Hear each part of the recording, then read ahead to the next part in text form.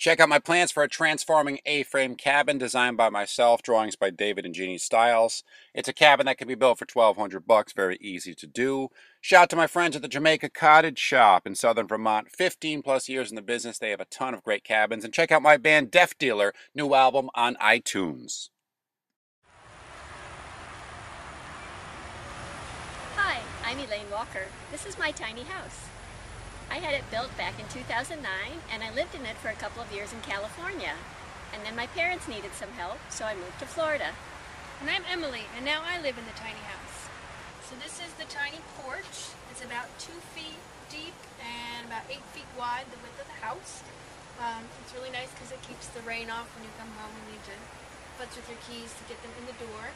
I use it for storing my dog Daisy's food out here in a watertight container.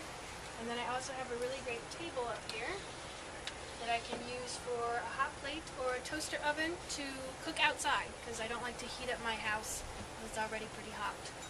So that's the porch. So when you come into the tiny house, on the right hand side is the kitchen. There's a door. And the kitchen has a little refrigerator down here. I keep my food and a little freezer on top for ice cubes. I have a microwave here that I don't use a whole lot, a little bit. I have dry goods, sort of pantry, cookbooks here, and all the utensils I need. I have extra storage in here for food and things like that. And then I have this really great big sink, which I love. I would never have thought to put such a big sink in such a tiny house, but I actually use it for dishes and laundry and filling up my watering cans, and it's turned out to be really useful. And then underneath here, I have cleaning supplies and some wine, and I have my dog treats for my dog. Sometimes I have dog food under there, and then I have my hot plate, which just plugs in, and then I can cook on my countertop. So on the other side of the kitchen, I have more storage, which I mostly use for tools and seeds and cleaning supplies and things like that. I really don't actually need a whole lot of kitchen storage. And then here I have a fire extinguisher and light bulbs, extension cords. It's a good place for utilities and stuff like that. This door on the right leads to a bedroom, but it's about the size of a twin-size bed. So you could use it as a bedroom, but I've chosen to use it as a walk-in closet with some really cool storage solutions. This is my lamp that one of my friends gave me, and I actually use it to put all my earrings on there and keep them organized because I have a lot of them. When you walk into the closet, on the right-hand side are these hooks that I just use for jewelry and belts and bags and that sort of thing. And then on the right-hand side, I have my tiny ironing board. My tiny iron right here is a travel size iron. And I have my mother's old sewing machine, which I can use right here. I just pull up a stool. Then I just have storage for other things like books and music, that sort of thing. And then I have a lot of hanging room for clothes. And I hang most of my clothes on these perfect hangers, because I can hang all these clothes up and then just tuck it away. That like quadruples my storage space. And on this side, I have these little bins that are good for like socks and underwear and stuff like that. And I actually have room for, believe it or not, 20 pairs of shoes. Right here.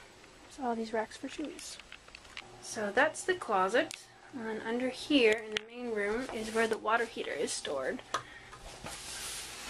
Here.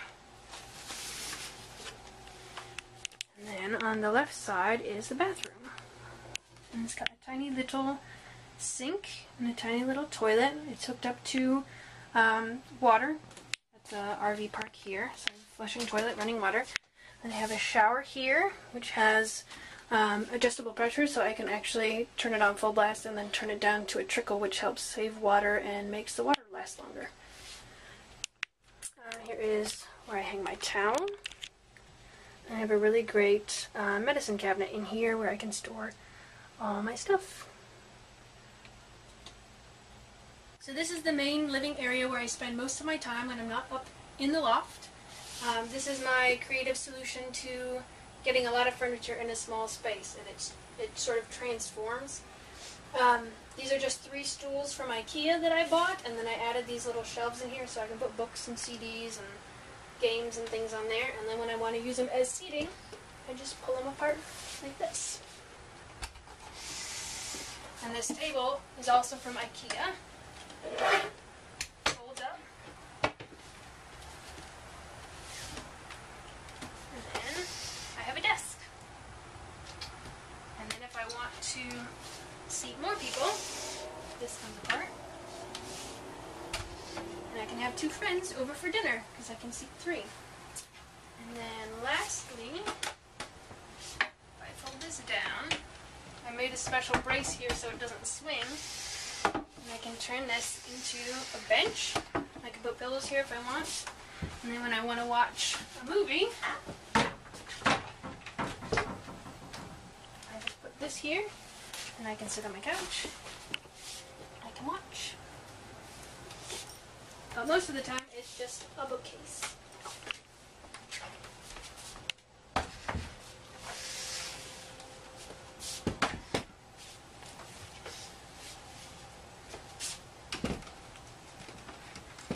And now I'll show you up in the loft. This is a ship ladder. It actually came from a boat that somebody custom built the ladder. And it actually has a hinge so it can close up and fold away, although the way it's installed, it's just installed to be permanent here. And this is how I get up to my loft. So this is the loft. I have a full-size inflatable air mattress up here that has a pad on top and then a cover on top of that. It's actually pretty comfortable. The loft is big enough for a queen-size bed, but I chose a full-size bed because then I have room for some extra storage on the side. This right here was going to be the chimney for a wood stove that would sit right under here, but since I'm in Florida, I don't really need one. It's about 3.5 feet from the floor of it up to here, but even with an air mattress on top, which adds about this much, there's plenty of room for me to sit here, and I can read a book, or I can play my ukulele, which I have stored over here. I have this really great stained glass window that Elaine chose to put in, which I really like. And I have vines growing on the house, so it almost feels like I'm in a little tree house up here. And then, because I have the full-size bed instead of a queen size, I have room for all my extra blankets that I'll need in a few months. I have little baskets with some storage, just water and tissues and stuff like that. And this is the view looking across from the loft. Looking down, the kitchen is over there on the left-hand side. You can see my tiny pot holders on my microwave. And then on this side is where the air conditioner and my convertible furniture is. And then underneath me to the left is the closet, and underneath to the right is the bathroom. And my favorite part about living here in the RV park is that I have probably the best view ever. There's a lake here. And there's my dog Daisy over here. She loves to dig holes. She's probably just finishing up digging a hole right now. And then I have all this room for gardening and plants and all that.